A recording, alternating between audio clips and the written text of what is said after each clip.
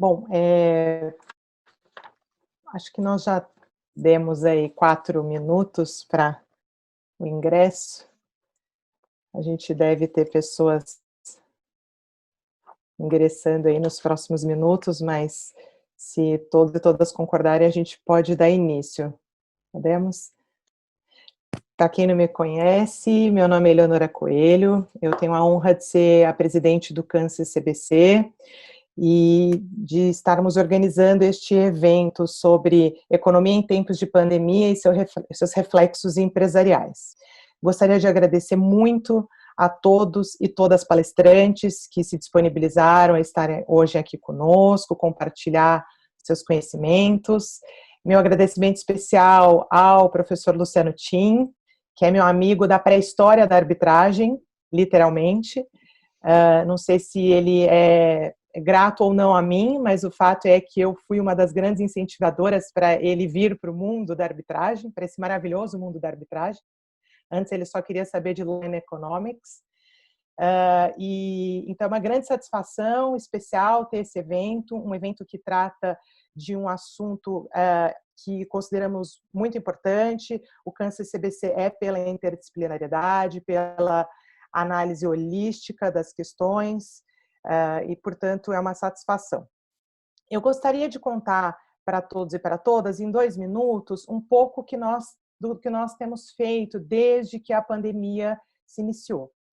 Desde que se iniciou, nós emitimos resoluções e passamos a administrar os procedimentos de 100% de forma remota, para que, ao mesmo tempo que assegurássemos a segurança, a saúde de todos os partícipes da arbitragem, nossos funcionários, advogados, árbitros e árbitras, mas, ao mesmo tempo, a gente fizesse com que a economia continuasse circulando no nosso setor. E nós tivemos um imenso sucesso. O procedimento eletrônico tem funcionado extremamente bem. Desde que a pandemia se iniciou, nós tivemos 27 novos procedimentos arbitrais, já realizamos 30 audiências virtuais, e o valor médio desses procedimentos, só para que vocês tenham uma ideia, é de 100 milhões de reais, né? E as matérias que são abordadas nesses procedimentos são 26% construção e energia, 7% fornecimento de bens e serviços, societário 26%, contratos empresariais 22% e outros 19%. Né? Então, nesse espectro administrativo, nós temos feito essa missão de gerir, de conferir toda a segurança no âmbito de cibersegurança, para que as partes realizem esse procedimento de forma eletrônica, fizemos notas sobre condução de audiência e demos todas as ferramentas para que esses processos continuem andando. Do ponto de vista institucional, nós temos organizados esses webinars, como este, por exemplo. Nós convertemos patrocínios de grandes eventos ao Hospital das Clínicas, em São Paulo. Em todos os nossos webinars, nós estamos pedindo uma doação para alguma instituição eleita, diante da máxima de que não podemos ajudar a todos, mas todos podem ajudar alguém. Então, em gratidão a quem está aqui tendo o privilégio de ouvir as apresentações dos palestrantes, nós pedimos a doação para um instituto. Eu gostaria de pedir a gentileza para a Clara compartilhar a tela aqui, para eu contar para vocês rapidamente qual foi o instituto hoje escolhido para receber as doações. Esse instituto ele se chama Instituto Superação e temos, inclusive, uma relação afetiva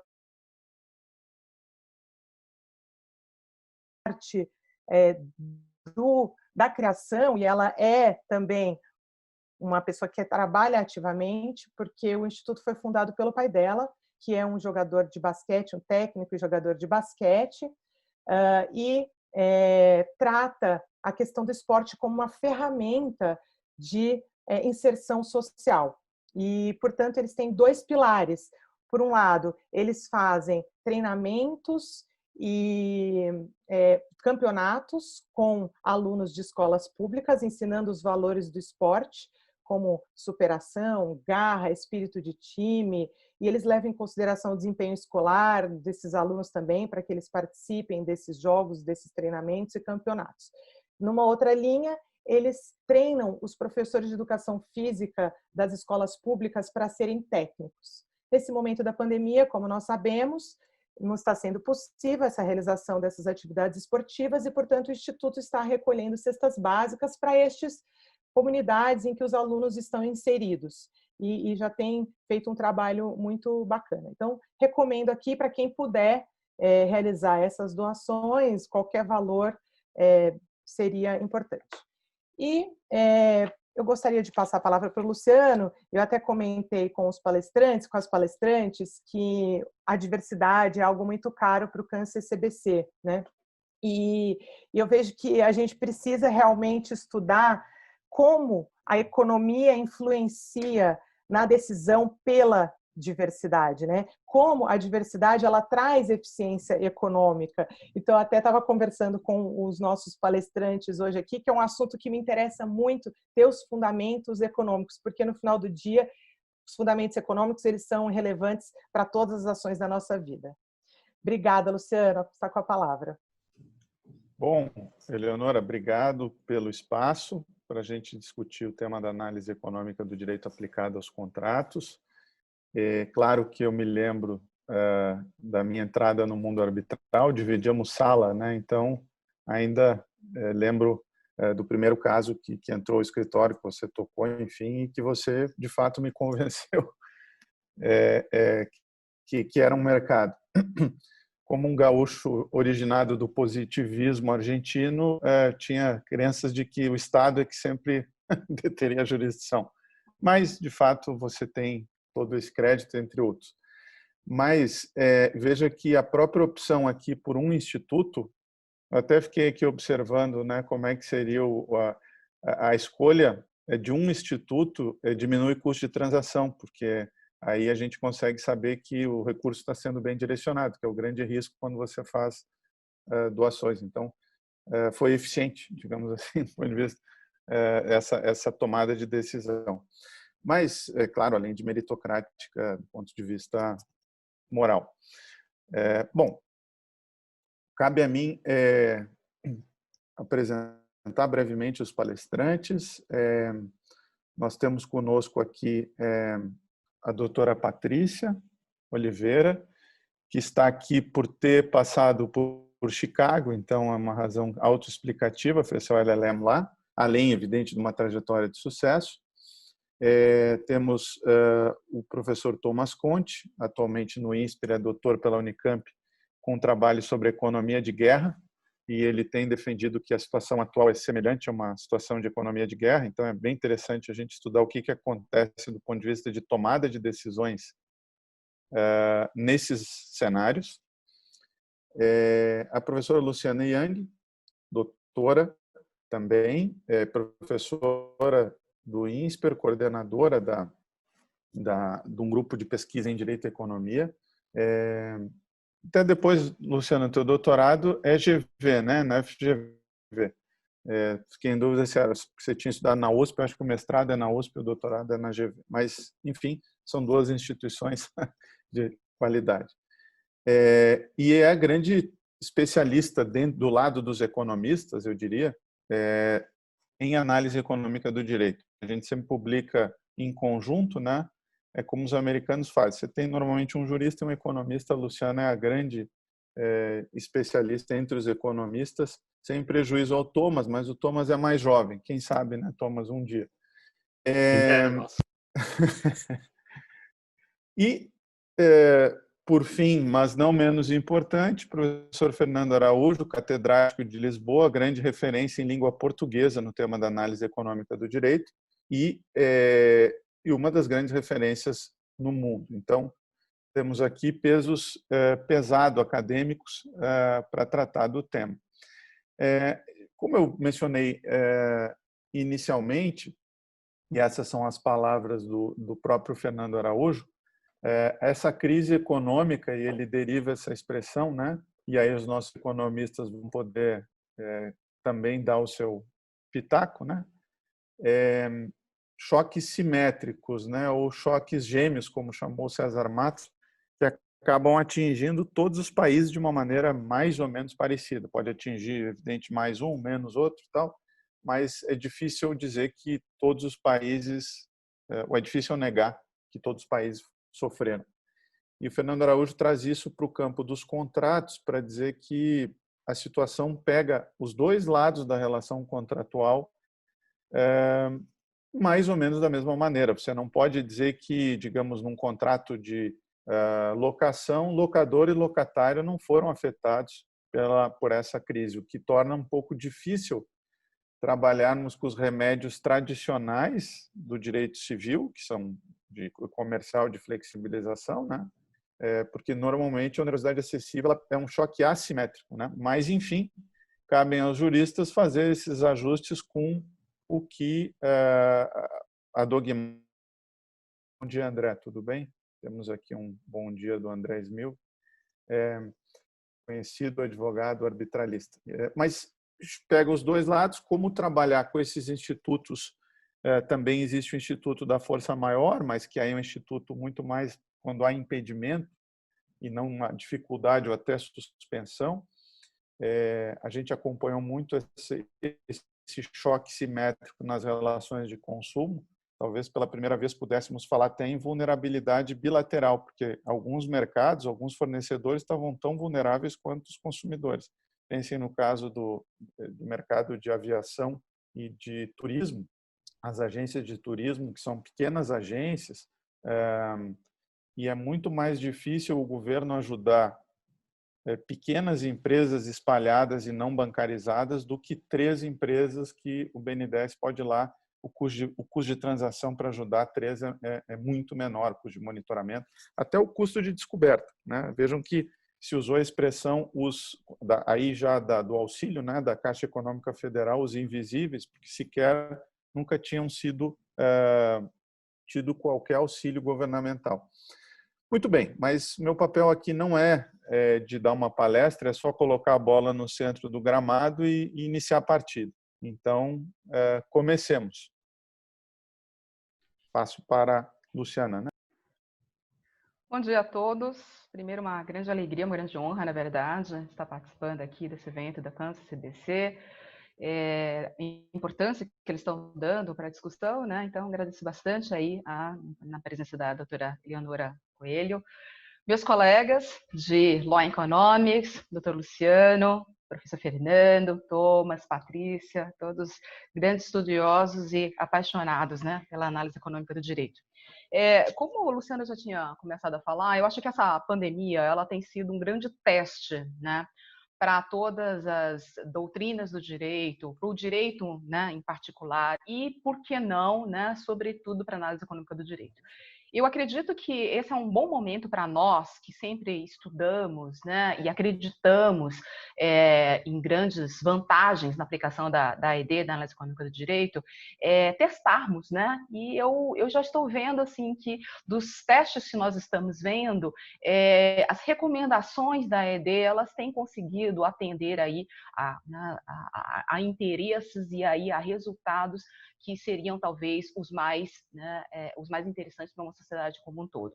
A análise econômica ela está sempre bastante preocupada numa análise, por incrível que os juristas possam achar, né? A análise econômica ela é uma análise sistêmica.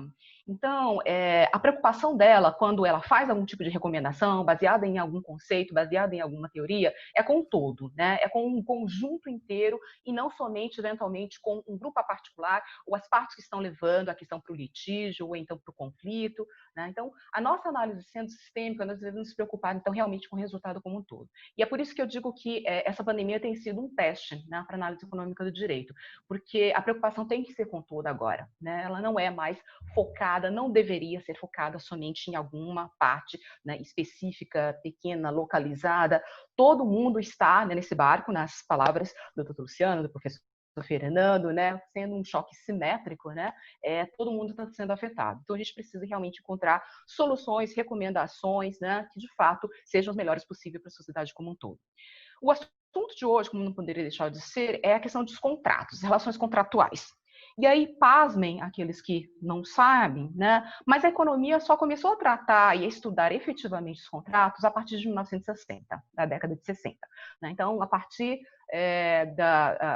apesar da ciência econômica ter nascido lá em 1776, né, no século XVIII, e teve vários desdobramentos bastante avançados, relativamente avançados, no século XIX, com a escola marginalista, que é a economia microeconômica hoje, né, no começo do século XX também, foi só depois, né, muito depois do pós-guerra, inclusive, que começou a se discutir de maneira séria, analítica, a questão dos contratos. Né? Então, basicamente, se assumia antes, as teorias econômicas assumiam que, né, o contrato era uma coisa meio que trivial, dada, acontecia normalmente, sem nenhum tipo de fricção.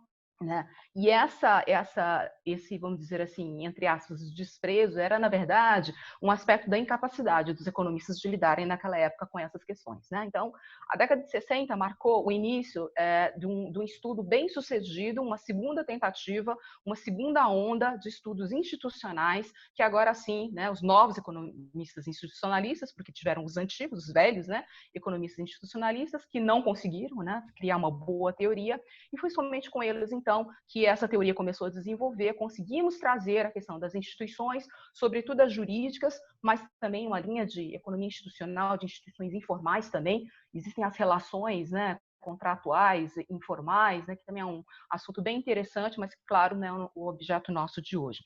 Mas, de novo, foi a partir dessa década, então, que começou a se estudar de maneira mais analítica a questão dos contratos na economia. Mas ela tem sido muito bem sucedida, né?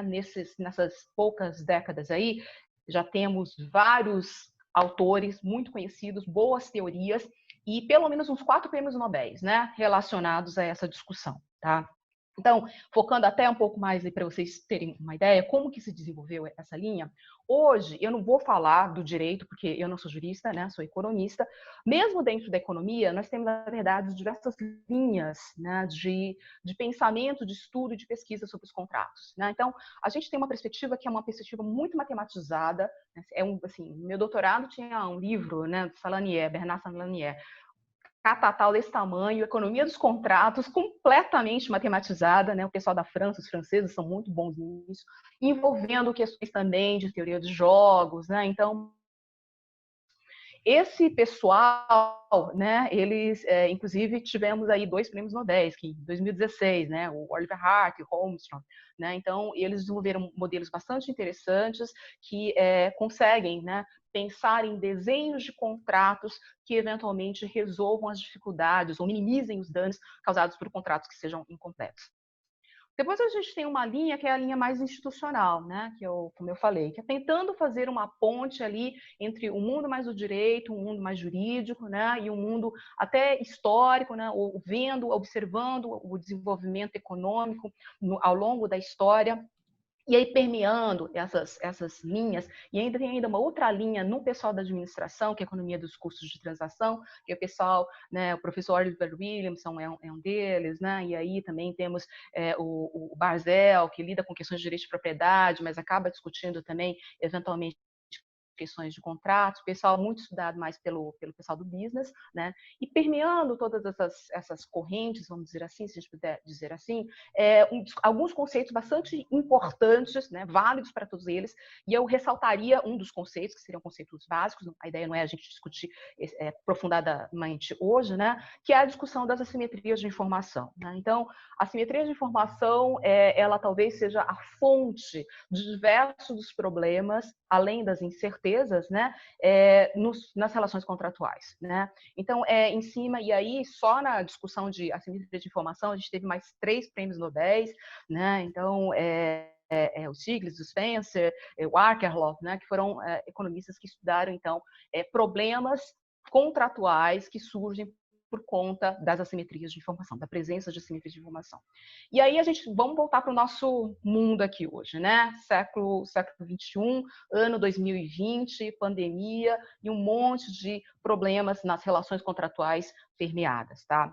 Como é que a gente pode entender, né? Como é que a gente pode não só analisar, observar, mas eventualmente propor, né, soluções para diversos problemas de quebras que a gente está observando. Teve um levantamento recente feito pelo INSPER, esse trabalho ainda está acontecendo, liderado pela Vanessa Canado, ela tem lá o núcleo de tributação dela. Eles fizeram um levantamento que de março para cá já foram 160 mil ações judiciais relacionadas ao Covid. né? Uma parte delas, praticamente que todas elas, né, relacionadas aí a quebras de contrato, e aí isso está no site do INSPER, eventualmente eu posso passar o link para vocês, né, com o estudo preliminar deles, né? Então, é uma enxurrada de problemas contratuais, como era de se esperar, né? E o mundo do direito, os juízes, os árbitros, eventualmente também, né, os analistas, não sabendo muito bem o que fazer, né? Então, e agora? O que a gente faz? Nesses momentos, eu acho que vale, a minha fala vai ser curta, né, porque temos vários outros grandes palestrantes aqui hoje, e aí eu vou só pincelar um pouco, né? Vale a pena a gente voltar para os clássicos da economia dos contratos, né? Então, já mencionei alguns aqui, né, mas mencionaria os clássicos dos clássicos, né? Os primeiros dessa discussão toda, que começaram justamente lá na década de 60. Douglas North e Ronald Coase, né? Certamente todos já devem ter ouvido falar, mas eu estava falando então do Douglas North, né? Então acho que só para lembrar um pouco as discussões do Douglas North, um dos primeiros institucionalistas, né? E aí tem uma citação que eu gosto sempre de citar, que o Douglas North atribuiu, né, um ambiente institucional de cumprimento de garantias de contrato como sendo a fonte mais importante da prosperidade dos países, né? Ao contrário, na citação dele dizia que os países que não conseguem garantir o cumprimento de contratos, né, ter um ambiente em que esses contratos eles sejam, né, respeitados, cumpridos, isso é o que leva historicamente à pobreza, ao subdesenvolvimento e até mesmo nos dias atuais. Tá? E, por fim, só para finalizar aqui a minha participação, Ronald Coase, como não podia deixar de ser, o pai de todos nós, né, na análise econômica do direito, o famoso teorema dele, em que ele dizia, né, se as partes puderem negociar de maneira cooperativa, eles vão automaticamente chegar ao melhor resultado, né? Porque é muito difícil para um juiz, sobretudo, talvez na arbitragem isso melhore, né, com ter uma proximidade maior com o cliente, mas a justiça entender os detalhes do conflito, né, daquela relação contratual, é uma dificuldade muito grande, né? Não tem como, né? E se houver algum incentivo, algum mecanismo em que as partes consigam efetivamente ter essa negociação, né, de maneira cooperativa, o resultado vai ser garantido. Em caso contrário, se isso não é possível, como a gente sabe que infelizmente no mundo real ele não é, né? O tomador de decisão, seja o juiz, seja o magistrado, seja a legislação que vai ser criada, seja eventualmente uma decisão arbitral, ela tem que se focar nos benefícios e nas perdas que vão ser criadas eventualmente dessas decisões. Toda decisão vai gerar algum tipo de ganho, algum tipo de perda, né? Cabe, numa visão coasiana, normativa, tentar minimizar essas perdas e, quando possível, incentivar a negociação. E aí, então, só para finalizar, todos os clássicos seriam muito fáceis de ser digeridos num ambiente em que o mundo está tranquilo, né? Então, de novo, esse é o momento da gente testar todas as teorias e os conceitos da análise econômica dos contratos. Então, convido todos aí, sobretudo aqueles que têm a interação no mundo real, a efetivamente trazer esses conceitos, né, para a resolução dos problemas que nós estamos nos defrontando. Muito obrigada. Obrigada, Luciana, pela apresentação do tema, um cardápio sobre o qual a gente vai ainda voltar aqui e discutir. De fato, são os autores clássicos e por isso a gente deve começar por eles. E tem também, para quem está nos acompanhando, uma dissertação de mestrado da Cláudia Cristofani, que é juíza, né? Lá em Lisboa, justamente, sobre assimetria de informações e tomada de decisão. Porque na arbitragem a gente sempre diz que a chance de uma decisão melhor é maior porque você reduz a assimetria de informações entre o tomador de decisão, que é o árbitro, e as partes, porque o árbitro não esteve na negociação, né? Então, como a instrução é mais longa, como a possibilidade de produzir prova e produzir argumentos é maior, e o árbitro normalmente já está inserido no mercado que ele vai decidir, a chance de erro na tomada de decisão é menor. Eu até tenho dito que para aqueles que achavam que a arbitragem era cara, eu já escrevi que do ponto de vista econômico não é, pode ser contábil, mas, né, economicamente ela não é cara, mas ela vai se pagar agora na pandemia, justamente por essa maior amplitude de redução de assimetria informacional para tomar decisão e até não intervir nos contratos de modo um pouco apressado, como aqui ou ali algum juiz já fez, né? Porque é difícil, em 10 minutos, o cara tomar uma decisão que vai interferir, gerar perda, né, sem mensurar. Então, bom, situado aqui o tema, passo ao professor Thomas, por favor. Você está no mudo, Tomás. O problema inverso do anterior. Justo. Obrigado, Luciano. Então, bom dia a todos. Uma honra estar aqui. Leonora, agradeço o convite na Campus CCBC. Luciano, Fernando, Luciana, Patrícia, uma honra estar aqui. Bom, o que eu planejei para falar em 10 minutinhos? Eu queria trazer um pouco da experiência internacional a respeito do que fazer em alguns problemas contratuais. Então, o tema em si dos contratos, ao contrário da Luciana, que estuda eles com bastante profundidade, o meu conhecimento do tema é bastante por estar atuando na área de Law and Economics, mas como tema de pesquisa em si não é muito do meu objeto de estudo. Mas a parte de desenvolvimento, essa importância dos custos de transação para o desenvolvimento, a questão das instituições, isso eu tenho interesse maior.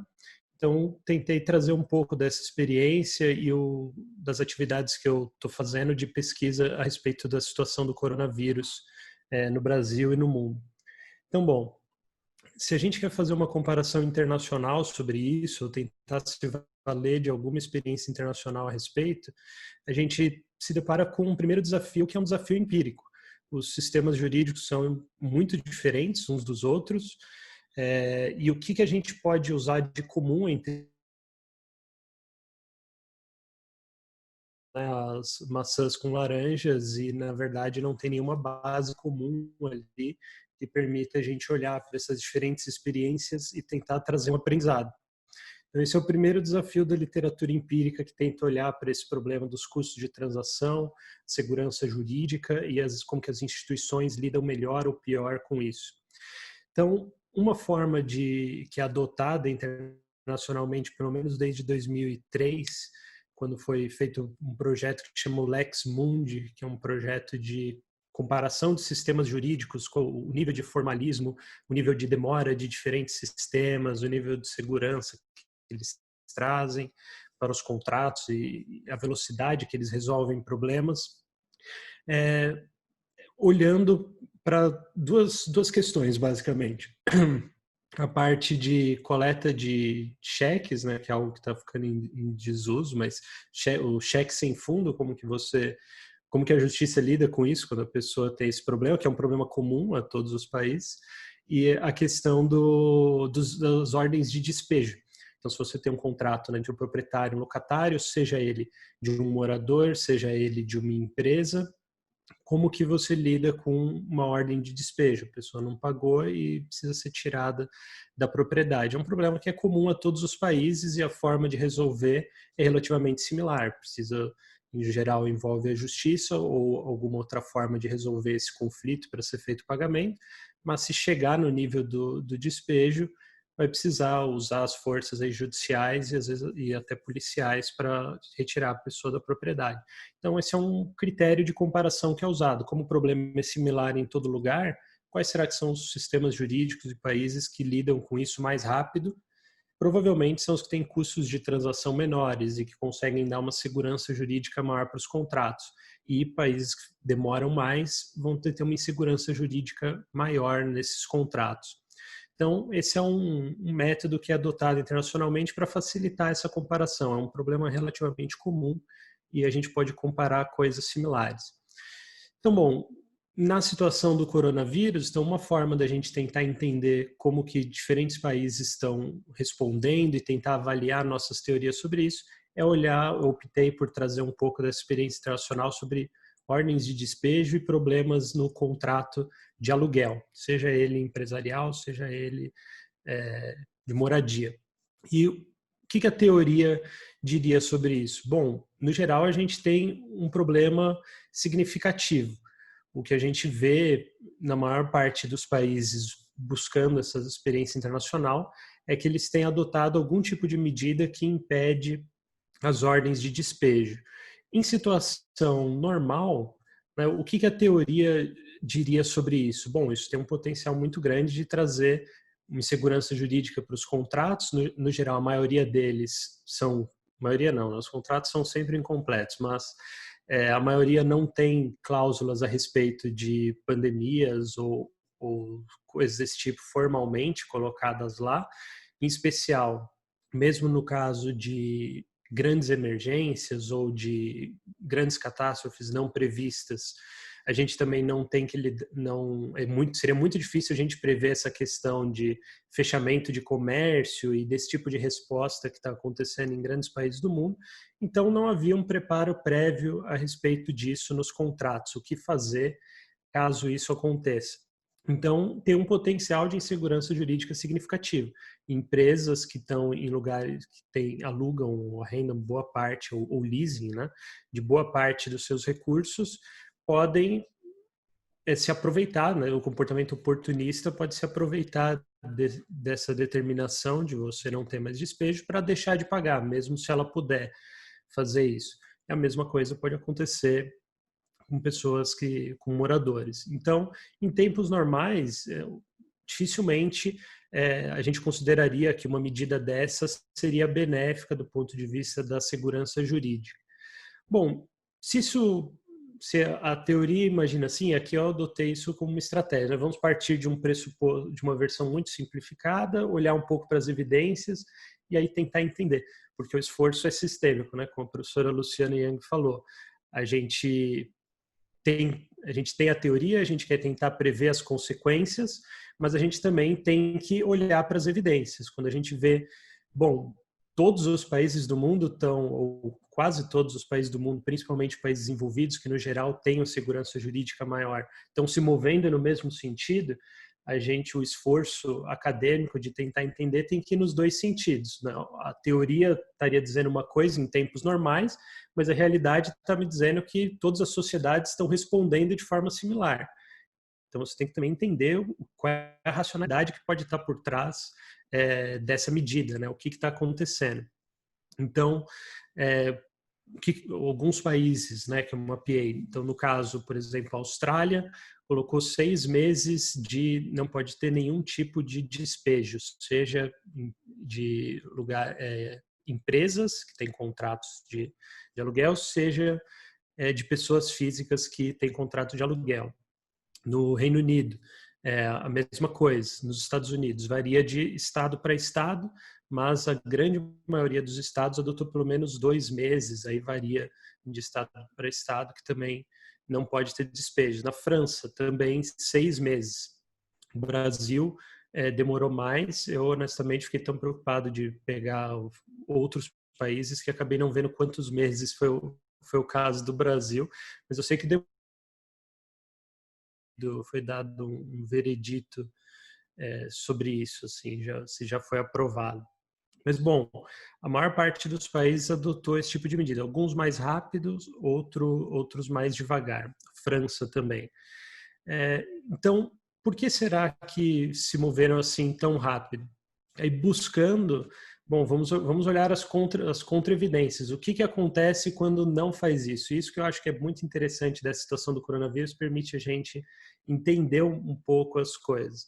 Como diferentes lugares adotaram em diferentes momentos essas medidas, alguns fizeram mais rápido e outros mais devagar, a gente consegue ver o que aconteceu nos lugares que foi mais devagar. Então, nos Estados Unidos, um dos estados que demorou mais ou menos 1 mês e meio a mais do que os primeiros estados, né, a adotar essa medida do temporariamente suspender despejos, foi o Texas.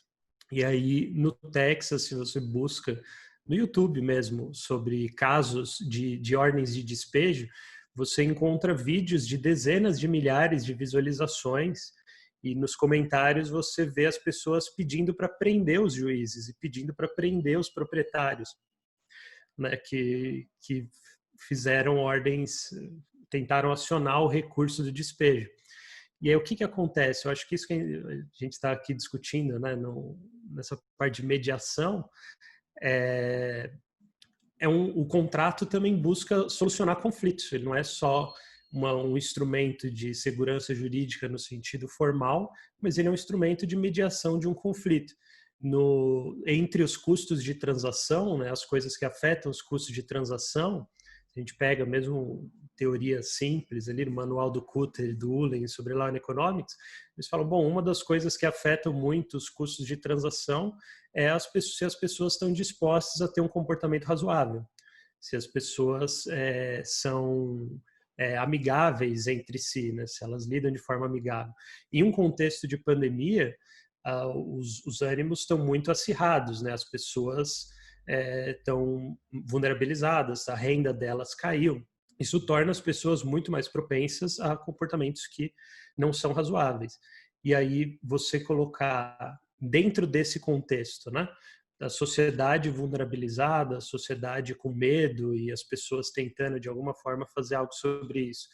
Uma ordem judicial de despejo tem um potencial de acirrar os conflitos dentro da sociedade e acirrar os conflitos com as próprias pessoas. Elas podem não entender isso como razoável, né? Você pode ter uma quebra de confiança muito grande a respeito desses contratos. Então, o que aconteceu lá é muito interessante. Em questão de uma semana, vários casos surgiram de ordens de despejo, moradores gravando vídeos, moradores e empresas falando, olha, querem quebrar os pequenos negócios aqui, as pessoas se revoltam, reagem com isso gera uma dissuasão, mesmo sem nenhum tipo de lei, isso gera uma dissuasão. Agora os próximos proprietários, né, as próximas pessoas que forem querer recorrer a esse recurso jurídico vão pensar, bom, eu vou ser retaliado se eu fizer isso. Isso na ausência de qualquer lei, a solução coasiana para o problema, né? Não se mudou nenhuma lei, mas as pessoas a sociedade arranja um jeito de se reorganizar sobre isso. Então, é claro, tudo isso aconteceu nos últimos 2 meses, então tudo que eu falei aqui pode estar errado. Mas qual é a interpretação que eu dou para essa situação que está acontecendo e nessa tentativa de comparativo internacional? Por que os países com os menores custos de transação foram os primeiros, né, no caso Austrália, Nova Zelândia, Islândia, o Reino Unido, foram os primeiros a adotar medidas desse tipo? Em grande medida porque, na minha interpretação, se eles não fizessem isso, como o sistema deles é ágil, o sistema deles funciona e a ordem seria executada, né? Então aconteceria o despejo, que é diferente do caso brasileiro, por exemplo, onde leva mais de meio ano para que se execute alguma ordem dessa. Com a queda da renda das pessoas, muitos pedidos sendo feitos ao mesmo tempo, em questão de semanas, em 1 ou 2 semanas, já estariam acontecendo essas ordens, teria um potencial de conflito muito grande. Então é um jeito de impedir o conflito de forma mais rápida. Enquanto países, talvez, que os custos de transação são muito altos e o sistema já não funciona muito bem, você tem essa queda de renda temporária das pessoas, que ia gerar muitos processos rapidamente, mas o sistema não vai conseguir executar isso em curto prazo mesmo, então talvez o problema seja um pouco menor. Então, um pouco isso, a interpretação que eu tenho desse comparativo internacional de um desses temas dos contratos incompletos. Países que a justiça funciona muito mais rápido e tem um nível de confiança social maior, eles podem adotar esses institutos visando minimizar conflitos também de forma mais eficiente do que países que os custos de transação são altos e o sistema judiciário já não funcionaria tão bem de toda forma. Acho que é isso. Obrigado, Thomas. Bom, de fato, aqui no Brasil eu participei de uma live de análise econômica do direito imobiliário e aí veio a pergunta, porque havia no projeto de lei do senador Anastasia justamente essa possibilidade de suspender os despejos, né, durante um período, creio que de 6 meses no projeto de lei, mas acabou sendo vetado e vários ministérios da esplanada recomendaram o veto ao presidente, né? Então foi de fato vetado pela insegurança jurídica que trazia. O que é interessante porque você traz uma visão diferente e inteligente sobre o tema. E aí discutindo esse veto presidencial com especialistas, todos riram e disseram, seria irrelevante aqui, porque a ordem de despejo não sai rápido. Exatamente. Depois também tem uma questão que algumas vezes os juízes não seguem a lei. Então, aqui sempre é mais complexo, de fato, os custos de transação são maiores, né? Bom, custo de transação que, inclusive, aparece na Lei de Liberdade Econômica, que, para contratos empresariais, aposta muito, como os países também desenvolvidos, na liberdade de contratar, né? Claro, pandemia não estava no cenário porque os contratos são incompletos, mas sobre isso Fernando falará em seguida. Bom, agora passo a palavra para a doutora Patrícia, que é da área de compliance da Uber, né? E que fez seu LLM justamente em Chicago. Ela já esteve no Congresso da Associação Brasileira de Direito e Economia, então ela vai nos falar um pouquinho da sua visão sobre esse tema dos contratos. Olá, muito prazer a todos que estão assistindo, obrigada pela participação e é uma honra realmente compartilhar esse painel com todos vocês aqui. E além de ser uma honra, é uma diversão, porque falar sobre esse tema é muito rico, né? E eu queria trazer aqui algumas outras pimentas para a história, para a nossa discussão. A Luciana comentou sobre assimetria de informação, né? E, de fato, quando a gente está começando a negociar um contrato, cada uma das partes dá um valor para aquele bem ou para aquele serviço que está sendo negociado. Necessariamente, uma das partes dá um valor maior do que a outra parte, e aí, com isso, se gera um excedente econômico, ou seja, as partes fecham o contrato porque isso gera mais ganho para a sociedade.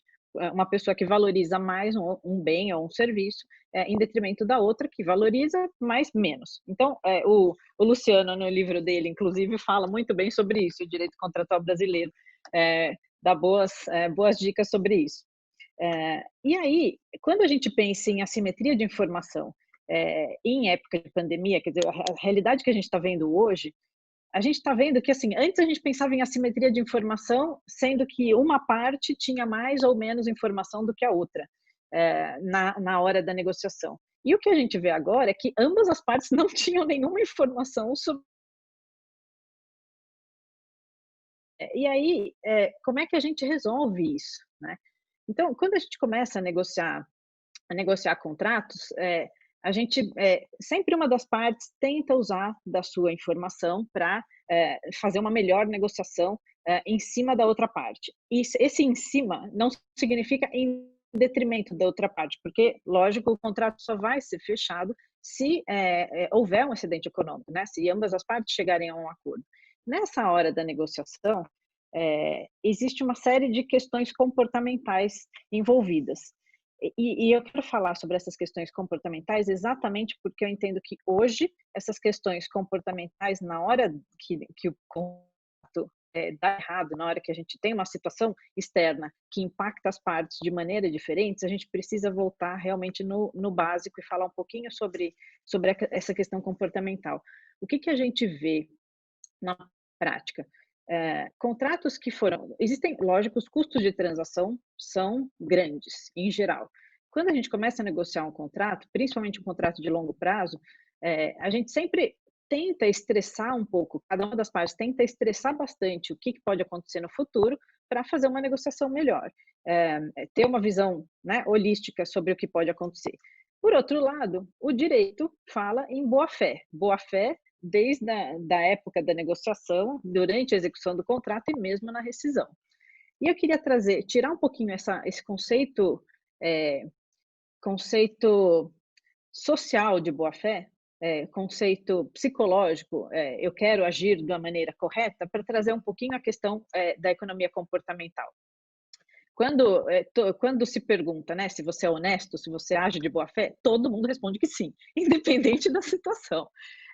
E aí, quando a gente está negociando o contrato, eu acho que a gente precisa ver um esforço das partes. É um custo isso é um custo de transação adicional, mas é um custo que as partes precisam conseguir chegar num nível de confiança para que exista uma troca produtiva entre elas. já na negociação. O que a gente vê hoje? Quando essa troca não aconteceu, quando essa construção, porque é uma construção conjunta mesmo de confiança, não existiu na hora da negociação, agora a gente pode gerar comportamentos absolutamente oportunistas, né? Como o professor Thomas comentou. Outra coisa que acontece também é que as pessoas, nós estamos falando em geral em contratos empresariais, as pessoas dentro das empresas também mudam.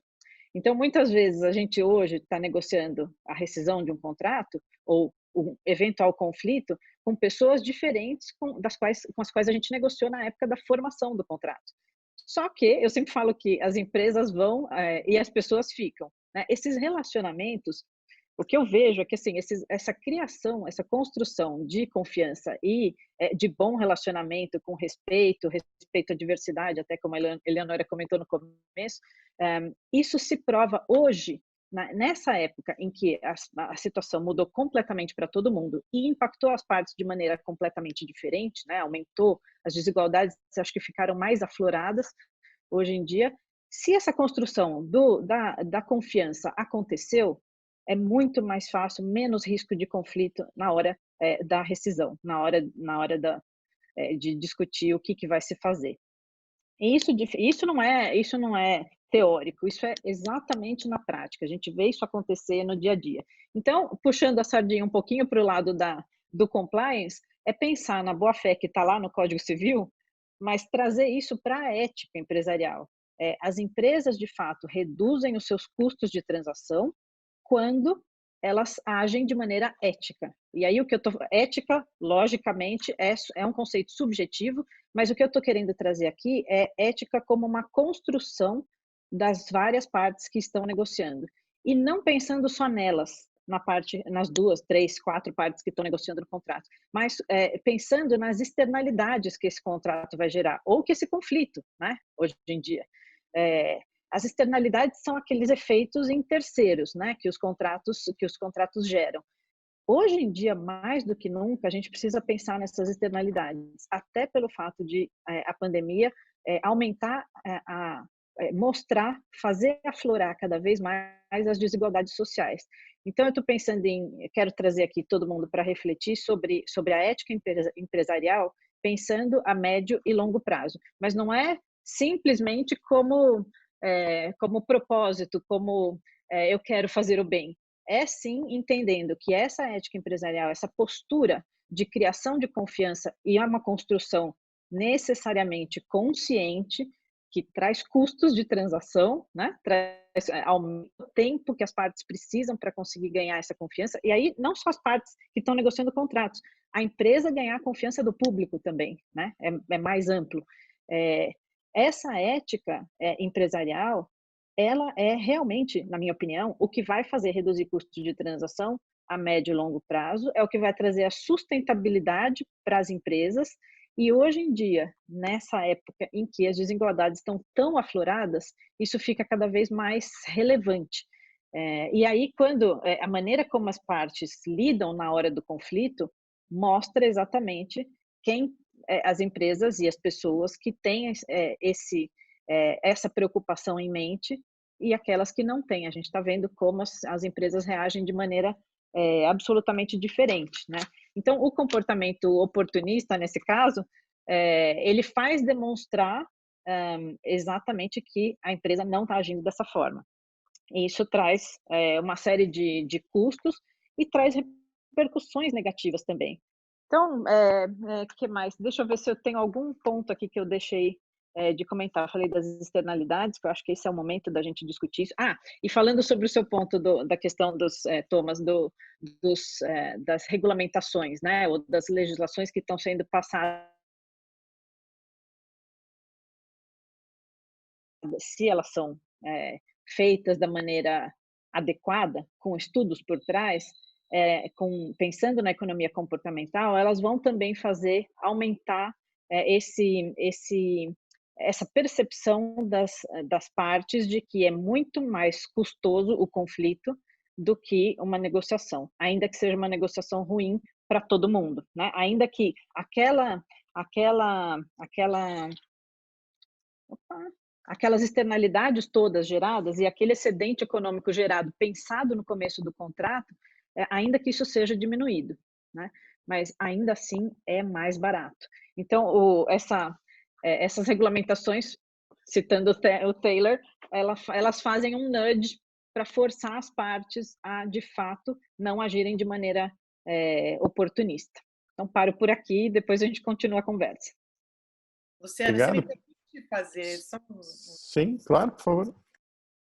Achei muito interessante a sua apresentação, Patrícia. Assim, eu não sou economista, não tenho experiência na área, mas a minha observação do mercado em geral, e eu tenho contato com algumas empresárias, porque eu faço parte do Grupo Mulheres do Brasil, que a racionalidade econômica desse comportamento ético dos agentes econômicos, como eles levam a resultados muito melhores, né? A gente estuda isso no âmbito da diversidade de gênero especificamente, há inúmeros estudos que mostram como empresas que adotam diversidade têm lucros e resultados melhores. E agora, nesse momento da pandemia que você está trazendo, que eu acho muito interessante, a forma de lidar, né, uma forma de não lidar oportunista, também trago como exemplo o Magazine Luiza, que é a empresa da líder Luiza Trajano, que optou por ter um approach ético, né? Não vamos demitir ninguém, uma empresa de varejo, e criar soluções eficientes no momento. Então, criar uma base lá, um marketplace para que pequenos produtores e comerciantes pudessem vender seus negócios. Então, assim, foi a empresa que mais valorizou na pandemia. Chegou a valer 100 bilhões agora na pandemia. Então, pegando um exemplo prático e concreto agora de quem é observadora dos agentes econômicos, né, como essa sua colocação faz muito sentido à luz do que a gente tem observado. E deve haver vários outros exemplos, né? Eu só cito um aqui que eu conheço. Mas fez isso, claro, obrigada. Não. Eu que agradeço o exemplo, porque o exemplo é ótimo. E eu só queria acrescentar aqui que uma decisão ética para um pode não ser considerada ética para outro. E o que é uma decisão ética, no final das contas? É uma decisão que leva em conta todos os vários interesses que podem ser impactados por aquela decisão. Então, muitas vezes, uma decisão a decisão ética pode ser discutida, né? Se de fato é uma decisão ética ou não. O importante, e isso os grandes professores de Harvard têm falado cada vez mais, eu estou citando Harvard porque foi o último curso que eu fiz, mas tem vários professores de várias universidades, aqui no Brasil inclusive, falando justamente isso, que uma decisão ética é aquela em que é uma decisão pensada, então é uma decisão que necessariamente toma um pouco mais de tempo para ser tomada, porque as pessoas precisam raciocinar sobre o que estão fazendo, na onda contrária à correria do mercado, né? A decisão necessariamente rápida. A gente precisa parar um pouquinho, pensar em todos os vários impactados, pensando exatamente nessas externalidades que vão ser geradas. E aí a decisão que for tomada, não existe uma decisão certa só, né? Ela precisa levar em conta tudo isso, mas ela pode ser a decisão em vários sentidos. Bem, ou seja, se me permite, Patrícia, uma ética pragmática, né? E não uma ética no campo kantiano do dever ser, porque aí a gente corre o risco de cada um ter o seu dever ser. Exatamente. E se a gente não for pragmático, e eu venho defendendo o pragmatismo jurídico há muito tempo, na linha do Posner e outros, e aí algumas pessoas acham que isso é ser antiético. Não, é uma teoria moral sofisticada, né, e fico contente que você a propõe aqui, porque tá até em linha com, eu escrevi um artigo, se alguém se interessar, no Jota, sobre a neurociência, né, e justamente o risco todo da gente discutir moralidade em cima do sistema rápido, né, das convicções tribais, é que você julgue como imoral quem pensa diferente. Então, se você propuser uma discussão moral sobre aborto, né, um liberal vai achar uma coisa, o conservador outra, e a chance de você chegar sem dados, né, sem apelar, digamos assim, para o sistema lento, para o sistema 2, de pensar em consequências, levando todos os interesses a sério, é muito grande. E a gente vive justamente nesse momento dessa exacerbação dos extremismos, né, tribais, inclusive. Mas, nessa linha do Green, né, então, quem se interessar, vi que eu só falo isso porque você falou de nudging, né, que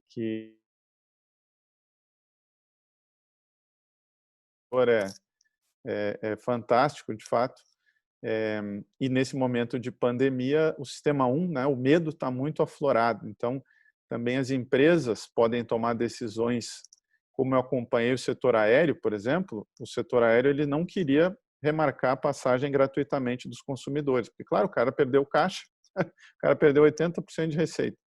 E a gente foi negociando, eu falei, cara, vocês vão ter que remarcar essas passagens gratuitamente, porque senão os consumidores irão todos à justiça. Então, o nudging ali era remarcar gratuitamente, em vez do cara querer ganhar R$50 para remarcar e gerar uma tragédia do sistema judicial. Bom, depois de muita negociação, se fez um TAC e nós temos o dado que 2.500.000 consumidores remarcaram. Então, você veja que você gerou ali um nudging para que se chegasse a uma solução. Então, dou aqui só esse exemplo e não quero, de novo, dar uma palestra. Eu odeio o cara que é o moderador e dá uma palestra. Não é o meu papel aqui. Mas, enfim, como eu disse, por fim, mas não menos importante, justamente mais importante, teremos a fala final do Fernando Araújo.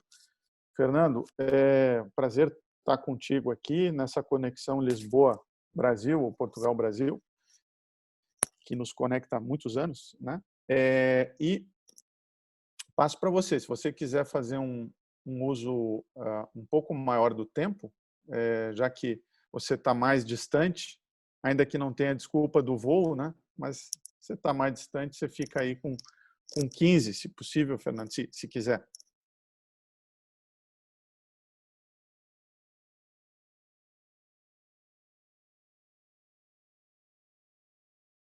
Perdemos o Fernando? Acho que deu um freeze, bem na hora que ia falar. Estão a me ouvir? Sim. Muito bem. Estão a me ouvir, sim? Sim. É que realmente houve aqui um freeze, mas eu queria começar por agradecer a possibilidade de estar aqui nesta companhia tão distinta, com 3 velhos colegas que eu considero praticamente cúmplices, e saudar particularmente a doutora Patrícia, que eu não conhecia, e a doutora Eleonora, que eu já não via também há uns tempos. Eu ouvi com muita atenção aqueles que me precederam e fiquei com a convicção de que pouco teria a acrescentar, salvo, eventualmente, 1 ou 2 notas que se prendem até com o tema geral do nosso webinar. Continuam a ouvir-me? Sim, Fernando. A tela congelou, mas o áudio está bom. Pronto. Mas então, dizia eu que, como nós estamos a falar aqui da economia em tempo de pandemia, reflexos empresariais, eu acho que um dos primeiros pontos a destacar é que, vou então tirar só a câmara, como foi sugerido, e os seus reflexos empresariais. Uma das primeiras questões que eventualmente teremos que pensar é que a pandemia, de facto, é uma surpresa no meio empresarial e é uma surpresa que leva a muitas reações inesperadas, isto é, a muitas reações que não incorporavam essa possibilidade. O que depõe muito já, desde logo, a favor do conceito de contrato incompleto, visto que o contrato incompleto, a figura de contrato incompleto, nasce precisamente e os resultados de um contrato, especialmente a onerosidade de um contrato para as partes envolvidas na relação contratual, pode estar criticamente sujeito a variações de contingências, ou seja, a situações que existindo podem deixar de existir ou situações que, não existindo, podem vir a ocorrer. Foi claramente o caso da pandemia que veio, e eu no outro dia desenvolvi um pouco essa ideia, pelos vistos o professor Luciano gostou, a ideia de um choque simétrico. Ou seja, nos contratos incompletos, as duas partes vieram-se a confrontar com uma situação que as atinge a ambas, sobretudo de um ponto de vista estratégico. Isto é, quando nós falamos de uma relação contratual, nós falamos normalmente de um programa de colaboração que estabelece ganhos de interdependência entre duas partes.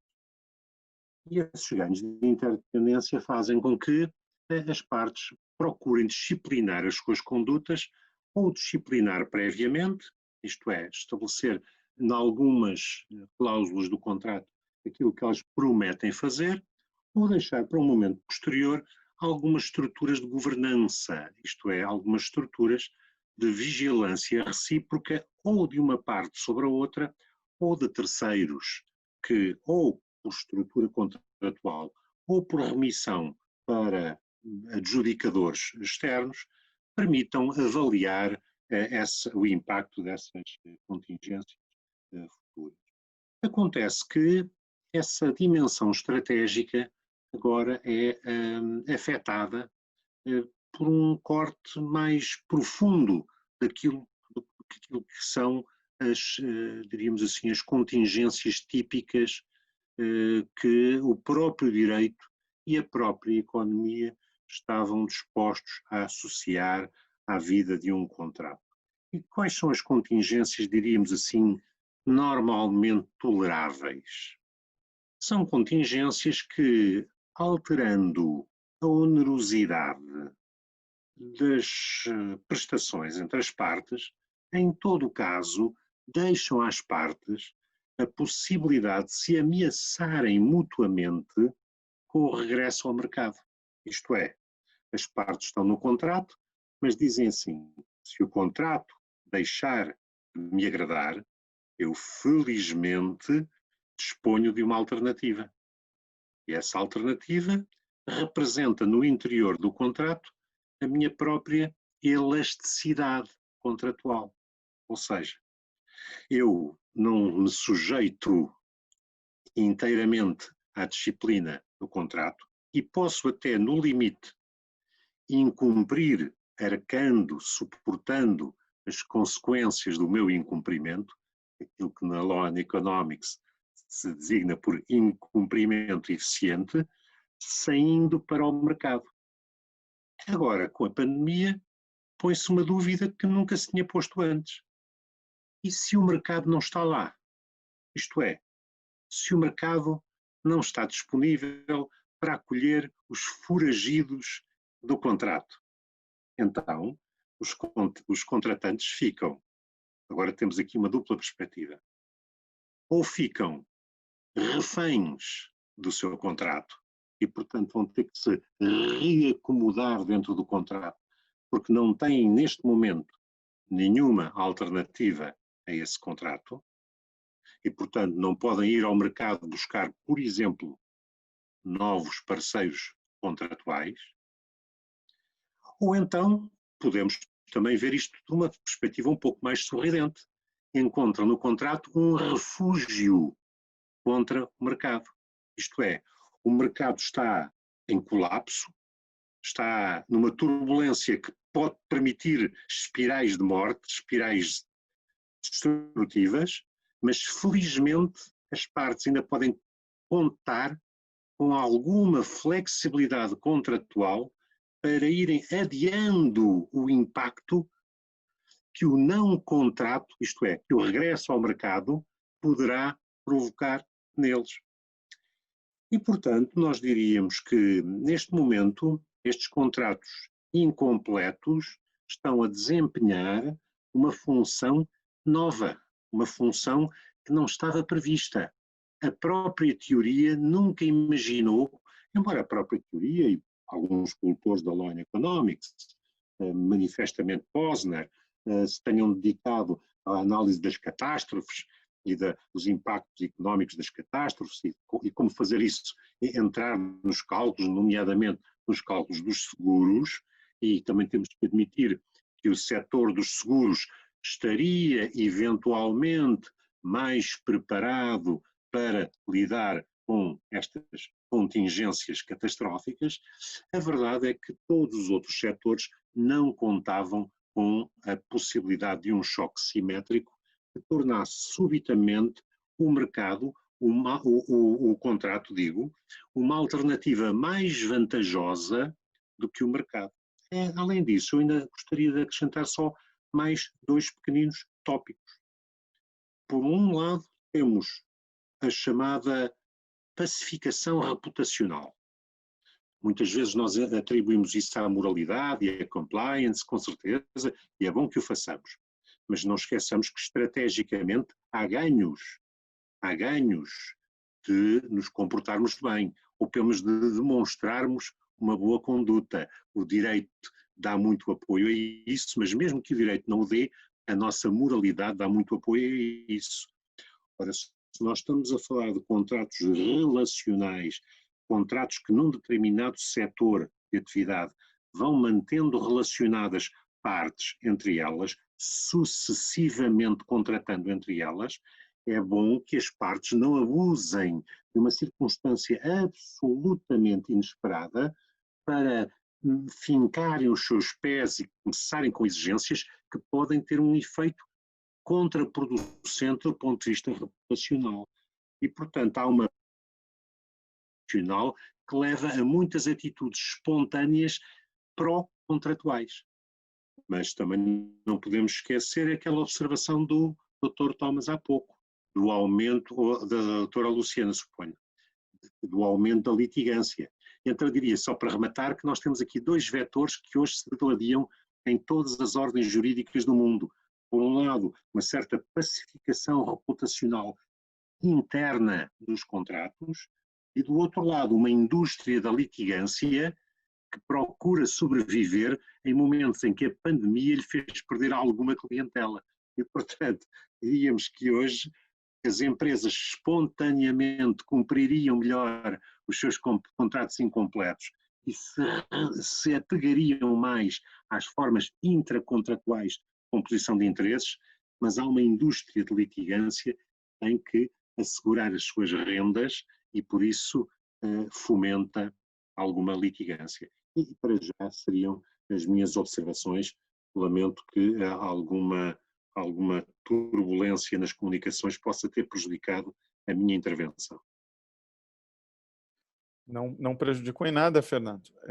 Agora, curiosamente, na lei de Murphy, você está aparecendo perfeitamente bem.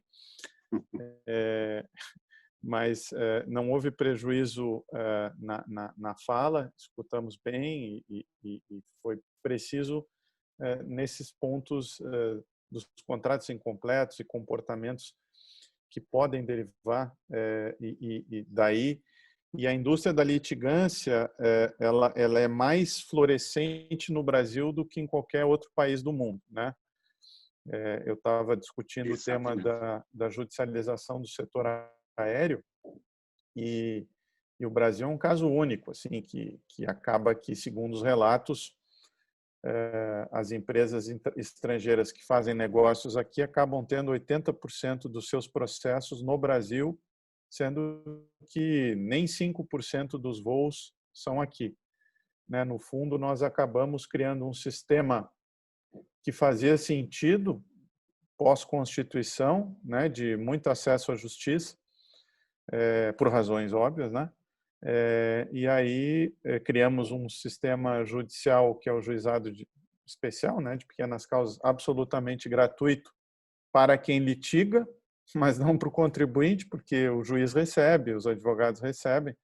Então nós geramos uma indústria que aí é muito difícil, quem estuda análise econômica, muito difícil você romper, porque você tirar algo é difícil, mais difícil do que, a gente sabe da economia comportamental, como dizia o Gustavo Araújo, o Gustavo Franco, que toda vez que você tenta privatizar alguma coisa, quem vai ser favorável não vai para a rua, mas quem está lá na Petrobras, seja lá onde for, Brás que for, vai botar fogo nas ruas, vai incendiar tudo. Então a turma do não faz muito mais força que a turma do sim. Mas Muito bem, então aqui nós temos Eleonora, como é que é o padrão? A gente abre para um debate? Como é que você quer fazer? Sim, normalmente vai até 11h30, então há mais 15 minutinhos para quem quiser no chat fazer perguntas, ou se houver perguntas também sua para os painelistas, enfim, eu não sei se... Acho que já há perguntas aqui, eu estava vendo aqui no chat, você olhou? Tem aqui, como equilibrar posições contratuais geralmente econômicas quando a partidas são diferentes ou desequilibradas? Bom, eu acho que aí parte do princípio que tem que reequilibrar, né? Eu quero dar a minha visão, pelo menos, e aí é um debate. Os civilistas brasileiros, muitos defendem, do ponto de vista dogmático, que existe um princípio que eu não li em lugar nenhum, que é o princípio da continuidade dos contratos. Foi uma construção a partir da boa-fé, mas não está escrito em lugar nenhum. Eu não comungo dessa visão, digamos assim, dogmática. Eu acho que a liberdade de contratar é o início e o fim de tudo. Então, você não pode obrigar alguém a ficar num contrato. Eu acho isso, do ponto de vista de direitos humanos, né, direitos fundamentais, eu tenho as minhas divergências a essa visão. Porque, na verdade, se faz uma leitura ali do 478, 479, né? Porque o que o Código Civil diz, em primeiro lugar, é a rescisão, e segundo, o reequilíbrio. Muitos leem a partir da boa-fé dizendo que primeiro tenta reequilibrar. E aí, se a gente pensar isso sobre o direito comercial, o direito empresarial, que trabalha com os artigos do Código Civil, mas é um outro campo, a gente sabe que tem um enunciado das jornadas que diz que a aplicação do Instituto de Onerosidade Excessiva no campo empresarial deve ser feito com mais cautela, porque a gente tem que presumir dos empresários. E a própria essa lei de transição aí do senador Anastasia, eu não vi a versão final, confesso, mas havia algumas regras justamente sobre não aplicação desse Instituto de Onerosidade Excessiva e reequilíbrio em relações contratuais e empresariais. Mesmo aqui, assim, num debate franco, em condições normais de temperatura e pressão, não em pandemia, né? Eu sempre tive uma visão mais restritiva da própria aplicação do Instituto da Boa-Fé, como os civilistas defendem no campo das relações empresariais, porque imagina num contrato de M&A dizer que tem que cooperar com o cara vai comprar minha empresa, um jogo de soma zero, contrata os melhores escritórios de advocacia, os maiores bancos de investimento. Então, creio que é uma discussão interessante. Mas eu acho que o primeiro ponto seria, numa arbitragem, demonstrar que esse contrato tem que ser reequilibrado. Porque pode ter acontecido uma crise que afetou os dois lados. Então, como é que você vai fazer isso? Né? Então, Fernando, o que você acha? Luciano, permita-me dar um exemplo para vermos como estamos a pensar só num caso muito específico de equilíbrio. Veja, por exemplo, uma relação contratual entre um médico e um paciente. O que é isso de encontrarmos um equilíbrio? Quer dizer que o médico só presta um bom serviço se no fim o médico e o paciente gozarem do mesmo tipo de saúde? Quer dizer, portanto, que um médico que tem câncer não pode operar uma pessoa, porque manifestamente no fim o médico continuaria com o câncer. Ele não se tratou a si próprio, tratou o doente. Está a perceber o problema?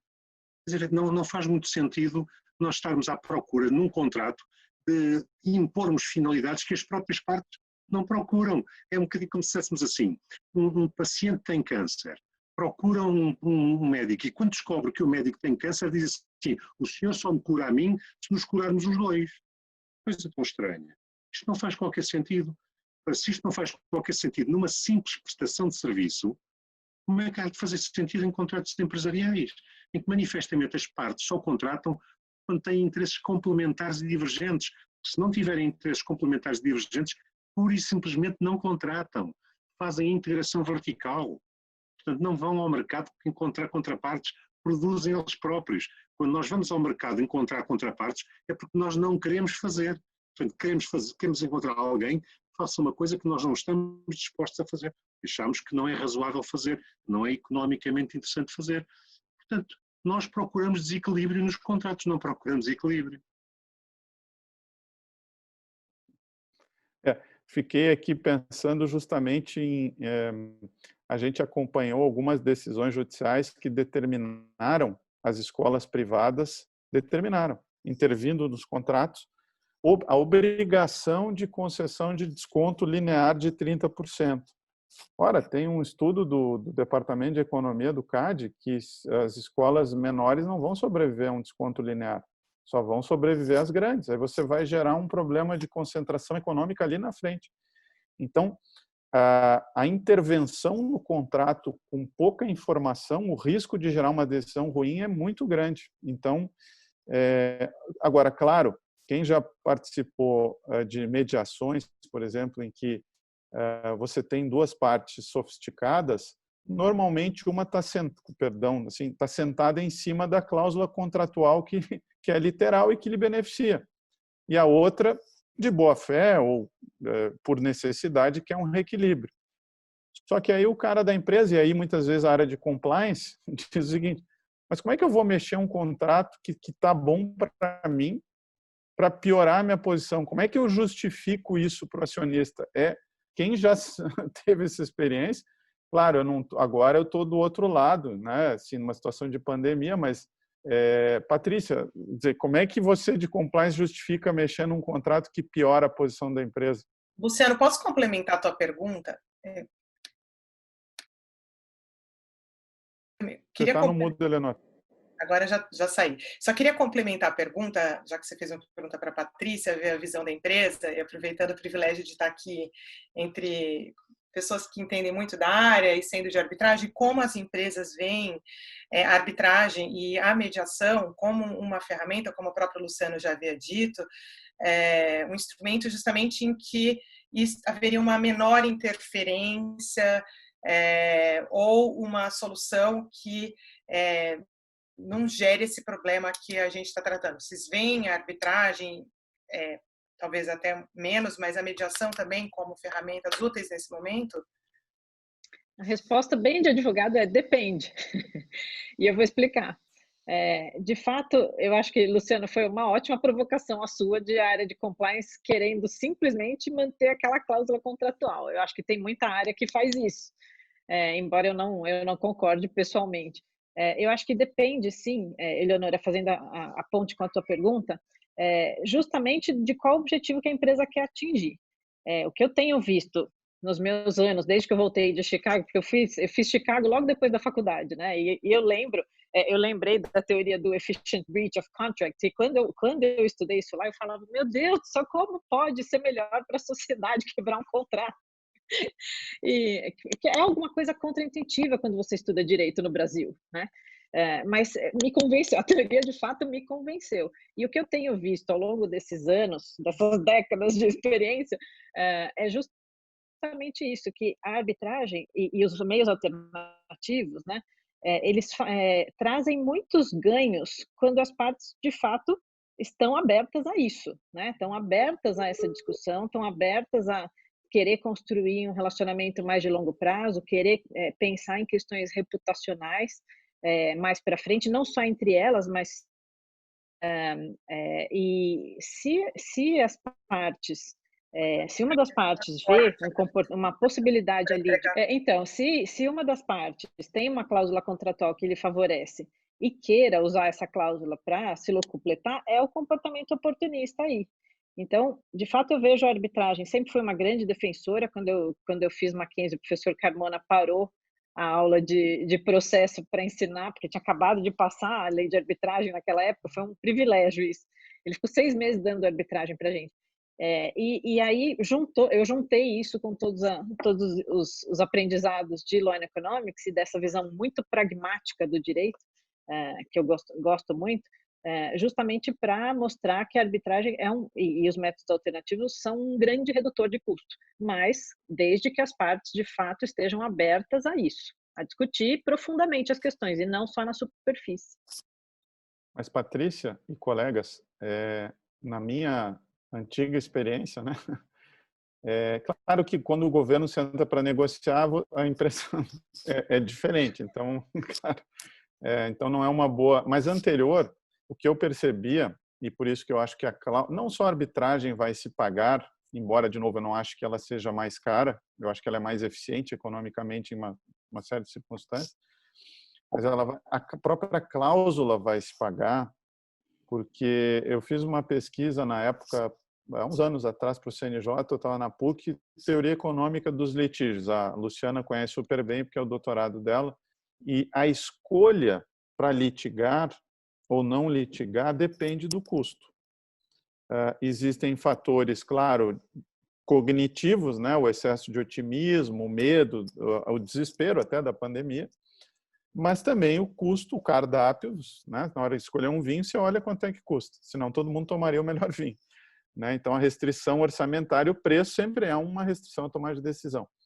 Quando o cara olha e no momento de pandemia, basta ele preencher ali um pedaço de pão que ele não tem condições de pagar, ele vai à justiça e o contribuinte que arca, você tem um incentivo muito grande à litigância. Na arbitragem é diferente. Então, para levar uma demanda sem muito fundamento e pagar por ela, né? Então pode ser aí um nudging para negociar. Eu já vi que mediação, quando tem cláusula arbitral, funciona melhor do que quando não tem cláusula arbitral. O que é curioso, né? Porque não é só um problema, então, de cultura ou de querer, é um problema de estrutura de incentivo. Se você tiver a estrutura de incentivo correta, você tem mais chance de chegar a um acordo. O que vocês acham? Absolutamente, não tenho nada a acrescentar sobre isso, é exatamente isso. Luciana, você que... Por isso que eu sempre incentivei a cláusula arbitral para contratos, mesmo para contratos um pouco menores, porque eu acho que é justamente pelos incentivos gerados. Luciana, por favor. Também estou de acordo. Eu acho assim que todas essas decisões, elas não são instantâneas, né? São decisões planejadas, pensadas. Então, a estrutura de incentivo, ela acaba afetando bastante, muito mais do que aquelas decisões que são impulsivas no momento, né? Então, o nudge da cabeça da economia comportamental, ela pode ser minimizada, vamos dizer assim, quando você tem uma estrutura voltada para um determinado objetivo. E a cultura da litigância, os dados que você deu, do setor aéreo, da judicialização, eu acho que o Brasil é campeão de judicialização em todas as áreas, né? Assim, é uma coisa assim, muito surreal que a gente precisa realmente discutir sobre isso, seriamente. Luciana, a gente tem um incentivo econômico no Câncer CBC, 100% de desconto na taxa de mediação, se depois vir arbitragem, ou seja, é um incentivo para você realmente passar pela mediação. Muito legal, hein? Perfeito. Poxa, essa eu não sabia. E tem 100% antes, e se você interromper a sua arbitragem, fizer uma mediação, a gente tem 50% de desconto. Olha, esse perdão do telefone é como um clichê da pandemia, tocou a campainha, o telefone bem na hora que estava na coisa. É o clichê da pandemia, né? O telefone toca, o cachorro late. Sim, eu tive que atender ali, vocês não viram, eu tive que botar o cara que veio trazer lenha aqui, mas Tem mais uma pergunta, não sei se você viu, Luciano. Sim, vi aqui. Aqui, sim, em termos econômicos, pode-se afirmar que a preservação da empresa precede uma suposta preservação dos contratos. Posso responder? Vou responder Claro. rápido. Depende, né? Não necessariamente. Então, a primeira coisa que eu falei de uma perspectiva de análise econômica é que a análise ela é sistêmica, né? Então, na verdade, o que a gente tem que avaliar quais que são os benefícios diretos e as externalidades, né? Os benefícios indiretos gerados com a preservação da empresa e quais que são aqueles que são gerados com a preservação do contrato, né? Então, é claro que muitas vezes, enfim, o sistema jurídico, né, de justiça brasileiro tende, né, às vezes a ignorar ou minimizar, né, os ganhos da preservação da empresa. Então, eu sei que a gente precisa chamar isso bastante atenção, mas muitas vezes também a preservação dos contratos, dependendo do que está sendo envolvido ali, ela pode eventualmente gerar um benefício indireto de externalidades que eventualmente sejam até maior. Essa discussão ela é muito importante na recuperação judicial de falências, né? Então tem muito dado aí mostrando que você dá um regime de RJ para a empresa, na verdade, você só está aumentando os custos para a sociedade, que não vale mais a pena em determinados casos, né? Então, trazendo uma analogia de uma situação um pouquinho diferente, caso um pouco diferente, então, resumindo, depende, né? A gente realmente precisa analisar caso a caso. Bom, e não vamos esquecer... Opa. Eu ia só complementar que na área de concentração econômica também, né? Que é uma das discussões que está acontecendo, que estão alien firm, né?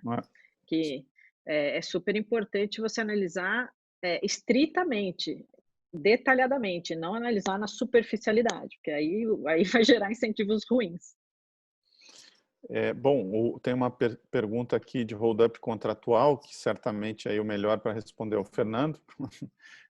Mas já vou ler a pergunta, mas deixa eu pegar aqui. Só lembrando que, do ponto de vista de COSE, de análise econômica do direito, a empresa é um feixe de contratos. Então, né, os juristas ficam em busca lá da que é a empresa, mas a empresa é um feixe de contratos. Então, se eu colocar em risco os contratos, a própria empresa tem a sua existência colocada em risco, né? O Danilo pergunta, professores, hold-up contratual, quando motivado pela existência de investimentos específicos por parte do contratante, não poderia justificar um retorno consciente à heterodisciplina, inclusive como forma de defender investimentos e até mesmo gerar condições para a saída do mercado, por gerar uma espécie de risco contrário ao oportunista? Fernando? Bom, não sei se a pergunta não subentende mais do que deveria, porque todos os fenómenos de autodisciplina são feitos à sombra da heterodisciplina. Vamos lá, para um jurista, só assim é que o jogo se joga. Isto é, a lei não desaparece quando aparecem formas de composição abaixo da lei. É tudo feito à sombra da lei. E, portanto, quando nós temos realmente hold-ups contratuais e oportunismos assentes naqueles reliance investments, portanto, quando uma parte está refém de investimentos irrecuperáveis se a outra parte não cumprir, evidentemente a lei tem mecanismos contra isso. Agora, se por acaso houver no dispositivo contratual previstos meios de governança, ou meios de mediação, ou meios de arbitragem que evitem o impacto direto da própria lei, muito bem, mas esses meios só são idóneos porque precisamente, em última instância, existe a lei. E, portanto, não se trata propriamente de retornar conscientemente à heterodisciplina. Ela está lá sempre. Está, eventualmente, um bocadinho a hibernar à espera que outros meios, eventualmente de primeira linha, resolvam o problema. Bom, Eleonora, estamos 11h32, então creio que não há mais espaço para perguntas, mas você que é presidente aqui, portanto, dirige nossos trabalhos. Eu só gostaria de, no final, para não esquecer, faz algum tempo que eu defendo que a discussão de política pública seja baseada em evidências, né? E esse diálogo com a economia, os economistas nos trazem os dados para a gente fazer a política pública, então, baseada em evidências, né? Eu lembro que, no início da pandemia, o sistema 1, vamos dizer assim, das pessoas, queria tabelamento de preço de produtos que seriam alegadamente, que eram essenciais, máscara, álcool e gel. E eu disse que enquanto eu estivesse na Senacom, disse para o time, né, não vai ter tabelamento de preço. Isso não deu certo em lugar nenhum do mundo. Nem sempre você fazer política pública significa dar às pessoas o que elas querem. Talvez aqui, se a gente tivesse mais tempo, eu gostaria de ouvir o Thomas, porque o Thomas parece que deu a entender que quando as pessoas querem, é bom, né? Mas justamente pode não ser, né? As pessoas podem, naquele momento, as pessoas talvez, na média, quisessem uma intervenção no mercado tabelando preço. E não foi o que foi feito. E agora ninguém mais fala em abuso de preço de álcool e gel, etc., porque, no fundo, a solução ali dada foi desregular. A Anvisa permitiu a produção do álcool líquido de 70%, a Anvisa permitiu a produção de máscara artesanal, você deu uma solução de mercado e que está, enfim, gerou talvez efeitos melhores. Já a Argentina aqui tabelou tudo, né? Os preços, enfim. E aí a gente sabe o que acontece. Quem passou pelo tsunami fiscal do Sarney, né, sabe o que isso significa. Então, mas a gente não vai ter tempo, mas eu queria dizer que esse diálogo com os economistas e tudo que a gente está vendo no debate sobre política pública sanitária, como que os médicos trabalham com evidências, com testagem, É isso que poderia ficar uma lição para nós juristas. Eu acho que o direito é o último dos castelos que não admite, digamos assim, estatística, etc., e discussão de evidência. Então, ainda muito preso em dogmas importantes, mas podem não ser suficientes, né? Então, Eleonora, você como presidente, passo aí a bola para você, que coordena nossos trabalhos. Agradeço esse espaço do principal disparado, todo mundo sabe, mas assim, o Fernando Araújo sendo um estrangeiro, né? O CCBC, em termos de pesquisa de opinião pública, é o grande centro de arbitragem, possivelmente da América Latina. Vejo aqui os cumprimentos do nosso professor Santolin, lá da Federal. Vi que o professor da PUC do Paraná, peraí que eu vi rapidamente aqui, cadê? O Oxandro. Bom, mas aí a Anvisa autorizou mais multa. Bom, isso é Brasil, meu chapa. Foi brincadeira que eu conheço o Oxandro. Isso aqui, Brasil é para profissionais, né? Não é... Não, tá surpreendendo os profissionais. Tá conseguindo superar a expectativa dos mais profissionais, né? Mas, bom, o que eu tenho a agradecer, sinceramente, às palestrantes, aos palestrantes, ao Luciano e a todos e todas que estiveram aqui conosco. Acho que o debate foi extremamente profícuo, tenho recebido aí vários comentários. Essa troca é muito importante para nós e nós estaremos sempre à disposição e abertos a esses debates.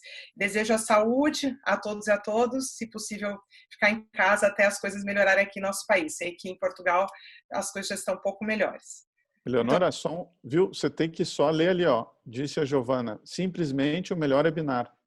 Olha lá, viu? Tá vendo? Você sempre que fazer essa interdisciplinariedade. Realmente muito, muito bom mesmo. De verdade, valeu a pena, Luciano. Você sabe, as portas estão sempre abertas. Você é de casa. A realidade é que você é de casa, então vamos aí e também... Estou ansiando pela volta aos gramados, mas estou ansiando. Tá bom, gente. Muito obrigada. Fiquem bem. Obrigada.